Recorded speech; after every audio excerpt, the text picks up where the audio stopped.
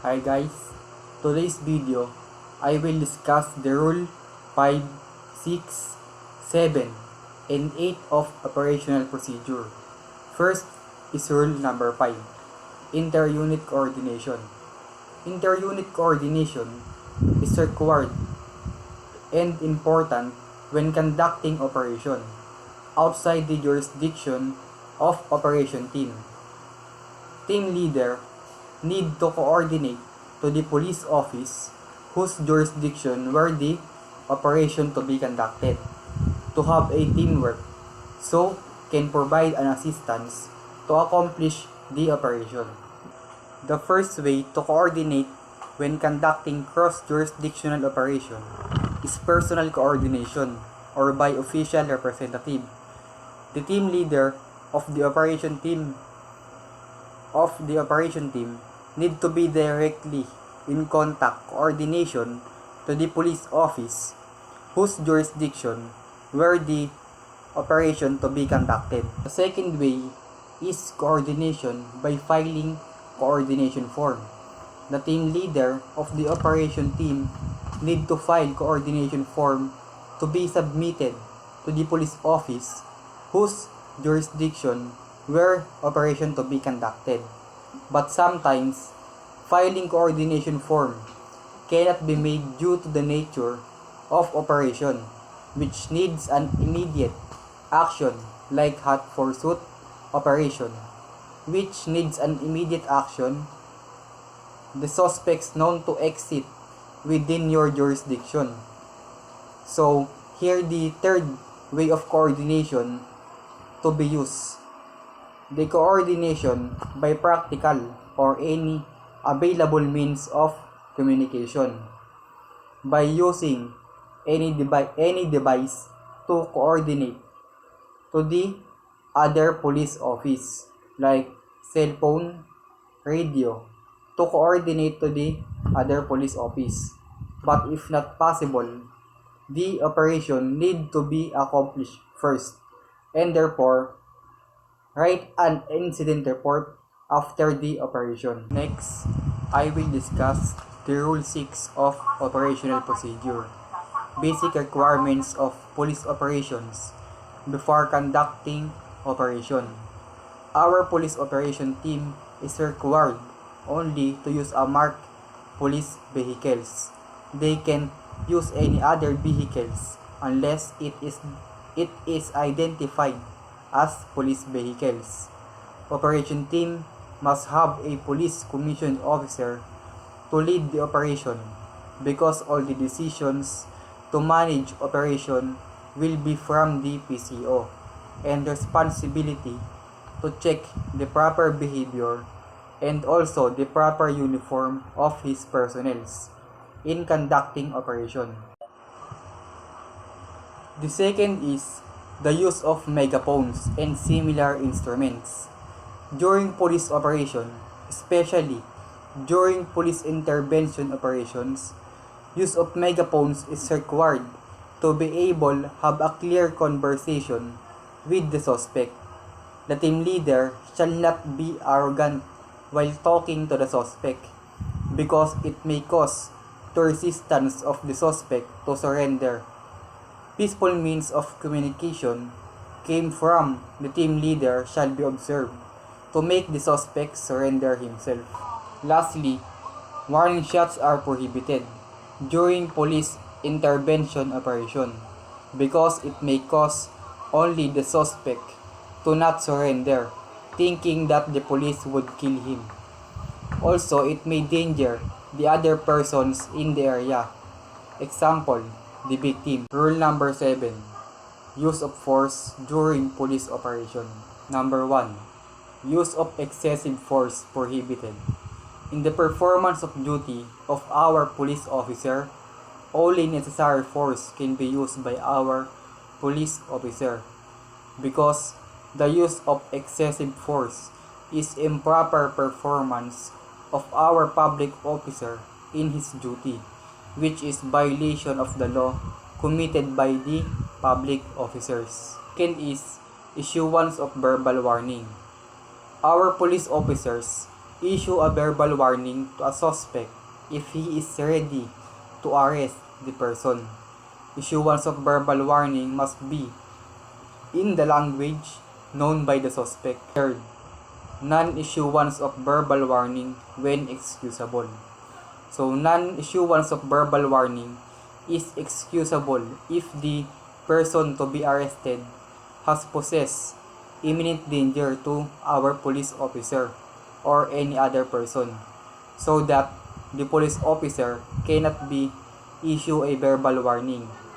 So he can use a necessary force or reasonable force to stop the suspect and to apprehend the suspect, so he can be possess danger to our police officer and he can issue a verbal warning and arrest the suspect.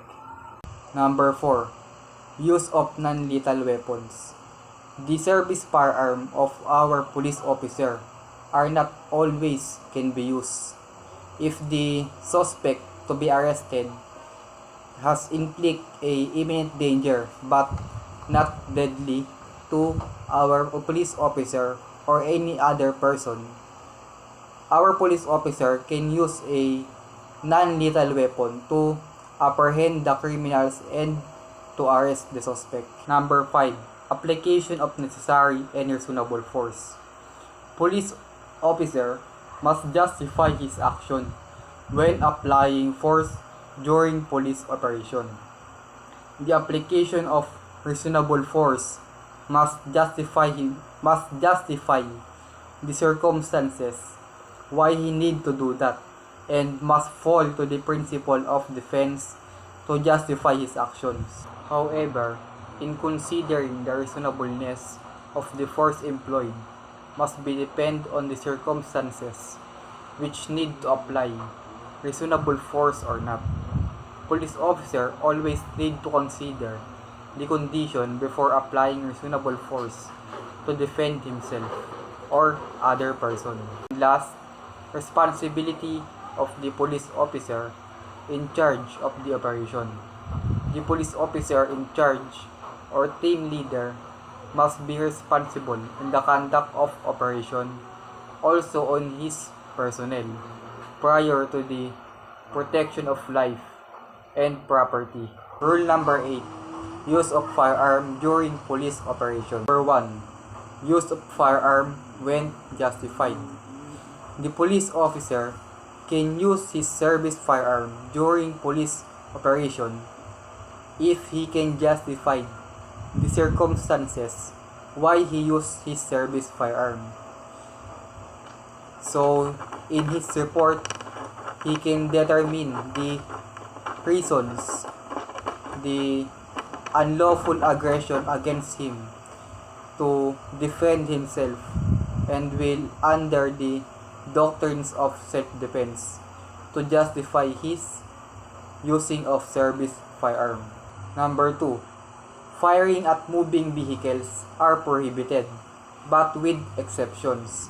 So, firing at moving vehicles are prohibited, but the exceptions is if the suspect inside the moving vehicles possess imminent danger to the police officer or any other person, but the police officer need to consider the firing at moving vehicle if it's not causing any danger to the public if they fired at a moving vehicles. Parameters to consider when firing at moving vehicles. First is the intent of the suspects to harm. So the intention of the suspect to harm the police officer or any other persons in moving vehicles can be the reason to fire at moving vehicles. But not only the intent, it's also the capability of the suspects to harm. The police officer must know that if the suspect has capability to harm the police officer or any other person. And last is the accessibility or the proximity of the suspects to the police officer or other person. It means that the distance of the suspect to our police officer or any other person to harm the police officer or any other person can be the reasons to fire at moving vehicles. So after the use of firearm during police operations, our police officers must file an incident report. The reasons why they use their service firearm. The incident report dictate the circumstances why they use their service firearm during police operations. Procedures of unarmed confrontation. First, secure the site of confrontation. So, to ensure that there will be no imminent danger possess the area. Take photographs. Take photographs of the site or the area of confrontations. Also the evidences in the area.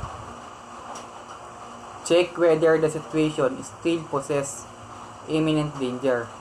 So, check if there's still imminent danger in the area. So, if the investigator arrives at the area of confrontation, the area is safe for them while collecting or gathering such informations.